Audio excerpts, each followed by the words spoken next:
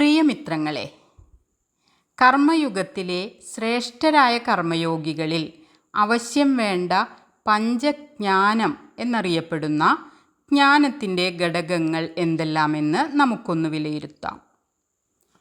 ജ്ഞാനം എന്നത് മനുഷ്യൻ്റെ സൂക്ഷ്മാവസ്ഥയിൽ പ്രാപ്തമായിട്ടുള്ള അമൂല്യമായ അറിവാണ്. ജന്മജന്മങ്ങളാൽ ആർജിച്ചെടുത്ത പൂർവാർജിത ജ്ഞാനത്തിൻ്റെ ആകെ തുകയാണത്. ഓരോ വ്യക്തിയുടെയും സൂക്ഷ്മതല ശരീരത്തിൻ്റെ സാന്ദ്രതയുടെ ഏറ്റക്കുറച്ചിലുകൾക്കനുസരിച്ച് ജ്ഞാനത്തിൽ വ്യത്യാസമുണ്ടാകും. ഒരാളുടെ ചിന്തകൾ, കാഴ്ചപ്പാടുകൾ, സ്വഭാവം, സംസ്കാരം എന്നിവയെല്ലാം അയാളിലെ ജ്ഞാനവുമായി ബന്ധപ്പെട്ടിരിക്കുന്നു. തമോ ഗുണപ്രധാനിയിലെ ജ്ഞാനം അയാളുടെ പ്രാകൃതാവസ്ഥയുമായി പൊരുത്തപ്പെടും വിധം താഴ്ന്ന നിലവാരത്തിലായിരിക്കും. ജന്മജന്മാന്തരങ്ങളിലൂടെ പടിപടിയായി ഉയരും തോറും കുടുംബം, സമൂഹം എന്നിവയുമായി സഹവർത്തിച്ച് മുന്നേറുവാനുള്ള ശേഷി കൈവരുന്നത് അയാളിൽ കൂടിയ അളവിലുള്ള ജ്ഞാനം പ്രാപ്തമാകുമ്പോഴാണ്. ബാഹ്യത്തിൽ നിന്നും നാം നേടുന്ന അറിവുകളും അനുഭവജ്ഞാനവുമെല്ലാം മനസ്സിൻ്റെ തലത്തിലാണ് ശേഖരിക്കപ്പെടുന്നത്. സാത്വികതയിലേക്കുയരുന്തോറും ഏതൊരു വ്യക്തിക്കും ബാഹ്യത്തിലെ അറിവുകളിൽ തൃപ്തി കുറയുകയും അയാളിൽ സത്യാന്വേഷണ ത്വര ഉടലെടുക്കുകയും ചെയ്യും. ഇതോടെ സ്വയം അന്തർമുഖത്വം പ്രാപിക്കുകയും ഉള്ളിൻ്റെ ഉള്ളിൽ നിന്നും പ്രാപ്തമാകുന്ന ജ്ഞാനമാണ് ശ്രേഷ്ഠം എന്ന തിരിച്ചറിവുണ്ടാവുകയും ചെയ്യും. ഉയർന്ന അവസ്ഥയിലുള്ളവരും കർമ്മമണ്ഡലത്തിൽ വ്യാപരിക്കുന്നവരുമായ സാത്വികരായ കർമ്മയോഗികളിൽ ഉണ്ടായിരിക്കേണ്ട ജ്ഞാനത്തിൻ്റെ ഘടകങ്ങൾ താഴെ പറയുന്നവയാണ്. 1. സാമാന്യബോധം, കോമൺ സെൻസ്. ഏതൊരു സാഹചര്യത്തിലും എന്ത് ചെയ്യണം, എങ്ങനെ ചെയ്യണം, എന്ത് ചെയ്തുകൂടാ എന്നിങ്ങനെ ഉള്ളിൽ നിന്ന് ലഭിക്കുന്ന അടിസ്ഥാനപരമായ അറിവാണ് സാമാന്യബോധം. കർമ്മയോഗികളിൽ ഈ സാമാന്യബോധം മികച്ച തോതിൽ ഉണ്ടായിരിക്കേണ്ടത് ആവശ്യമാണ്. 2. വിവേകം, വിസ്ഡം. ബാഹ്യത്തിൽ നിന്ന് കണ്ടും കേട്ടും അറിഞ്ഞതും പഠിച്ചെടുത്തതുമെല്ലാമായ അറിവുകൾ നാം സമ്പാദിച്ചിട്ടുണ്ട്. കൂടാതെ അനുഭവജ്ഞാനവും സ്വായത്തമാക്കിയിട്ടുണ്ട്.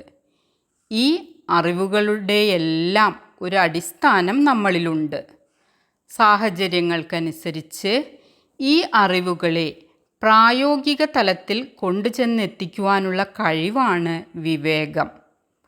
ഓരോ സാഹചര്യത്തിലും വേണ്ടത് പ്രവർത്തിക്കുവാനുള്ള പ്രാപ്തിയാണത്. കർമ്മയോഗികൾക്ക് വിവേകം ഉണ്ടായിരിക്കേണ്ടത് ആവശ്യമാണ്. സാമാന്യബോധത്തേക്കാൾ ശ്രേഷ്ഠമായ കഴിവാണത്. 3. ക്ഷേത്രജ്ഞാനം, ഫീൽഡ് നോളജ്. കർമ്മയോഗികൾ ഒന്നോ അതിലധികമോ കർമ്മമണ്ഡലങ്ങളിൽ പ്രവർത്തിക്കുന്നവരായിരിക്കും. താൻ ഏർപ്പെട്ടിരിക്കുന്ന കർമ്മമണ്ഡലത്തെക്കുറിച്ച് ആഴത്തിലുള്ള ജ്ഞാനം കർമ്മയോഗിക്ക് അനിവാര്യമാണ്. ഇതാണ് ക്ഷേത്രജ്ഞാനം. ശ്രേഷ്ഠമായ കർമ്മനിർവഹണത്തിനും കർമ്മമണ്ഡലത്തിൽ ശോഭിക്കുവാനും ക്ഷേത്രജ്ഞാനം അനിവാര്യമാണ്.